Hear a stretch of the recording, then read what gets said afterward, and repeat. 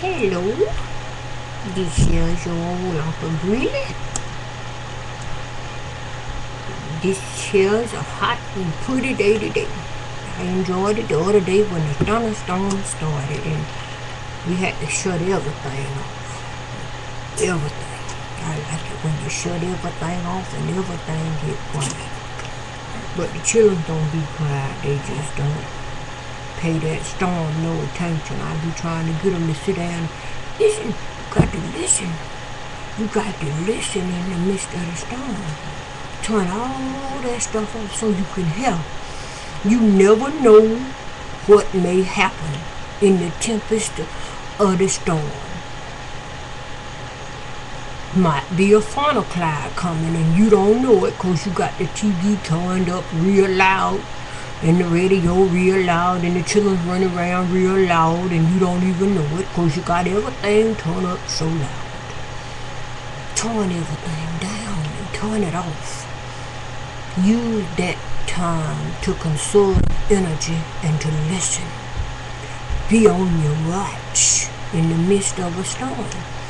We've got tornadoes raging all through the lands and we don't sit still long enough to hear it when the weather's getting bad. Got the TV so loud and can't do a couple of shows or a couple of minutes without Mari and Jerry Springer. I look at that sometimes too. When I wanna feel good about my situation, I look at Jerry Springer. There's some dysfunction if I've not done seen it before. Them folks, this is crazy, you hear me? Anyway, I got me a new song right here. I'm gonna sing this for y'all right here. Listen to it. In the morning, when I rise, I won't be sick eggs when I rise. With some hot coffee when I rise. That bacon gravy when I rise. With hot biscuits when I rise. Wanna see the view when I rise. And Blue's Clues too when I rise. Oh, when I rise.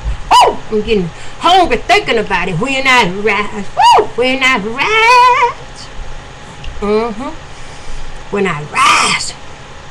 First thing I want to do is fix me some hot food to eat. Some hot grits with some butter. Ooh, isn't it not good? Make you want to slap your thighs. Woo! Good food, good food.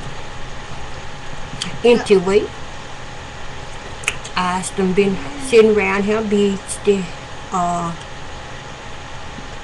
what they call it? The daddy daycare. But I'm the grandpappy daycare. I guess I could be a daddy at this old age. What was them folks? Was it Abram and Sarah who came to be old pappies and mammies?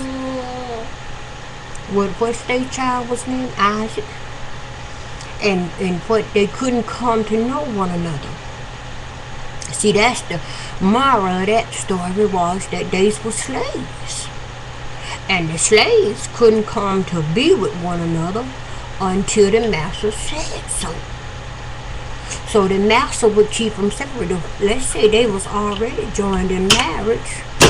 They belonged to each other in their hearts and in their minds, but they still belonged to the master. And so if the master says you can't sleep together, well, you can't sleep together. And he separated the men's from the women's. You know how they do the bull?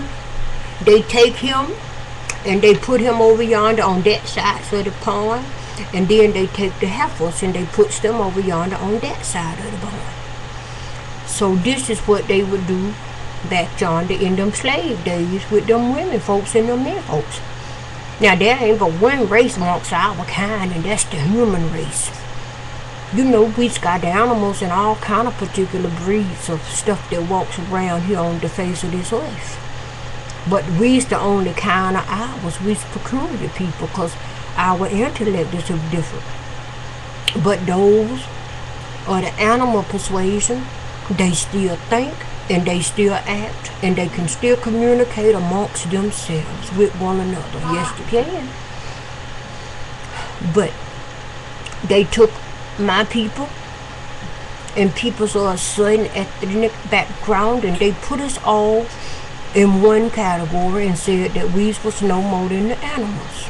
And they made us to be like the mules and the horses, and they worked our folks from suns up to the sun's going down and far beyond that.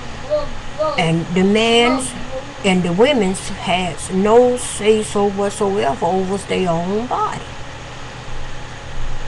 They ate out of the bucket, in the slop bucket with the animals, and they was friends with the animals. But then all of a sudden that thing changed. When it comes to hunting the animals too. Animals didn't trust the two-legged ones that talked and had the guns in their hands no more. But back in that day, when Abraham and Sarah was kept apart from one another, we was all sleeping with the animals. We was herding the animals and all kind of stuff like that. We had to sleep with them. And so the women's couldn't sleep with the men's until the master, which was God, said so. And he put them in and he let them conceive, and out came Isaac. Pop. That was it. Rose to be so. And they had that boy.